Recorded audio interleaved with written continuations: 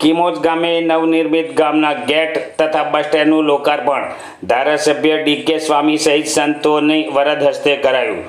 જંબુસર તાલુકાના કિમોજ ગામના મહિલા સરપંચ લીનાબેન પટેલ જેઓ ગ્રામ વિકાસ માટે તથા સરકારની વિવિધ યોજનાઓનો લાભ ગ્રામજનો મેળવે તે માટે સતત પ્રયત્નશીલ રહે છે, ત્યારે આજે જંબુસર તાલુકાના કિમોજ ગામે નવનિર્મિત ગામના મુખ્ય ગેટ તથા બસ સ્ટેન્ડનું લોકાર્પણ કાર્યક્રમ યોજાયો હતો। આ નવનિર્મિત ગામનો ગેટ ગામની ઓળખ અને ગૌરવનું પ્રતીક બની રહેશે, જ્યારે નવા બસ સ્ટેન્ડના પ્રારંભથી ગામના નાગરિકો માટે આવાગમન વધુ સરળ બનશે। ખાસ કરીને વિદ્યાર્થીઓ, કામદારો તેમજ ધંધા રોજગાર અર્થે અવરજવર કરતા લોકોની આ સુવિધામાં વિશેષ લાભ મળશે। આ વિકાસના કાર્યના કારણે ગામમાં મૂળભૂત સુવિધાઓમાં નોંધપાત્ર વધારો થયો છે।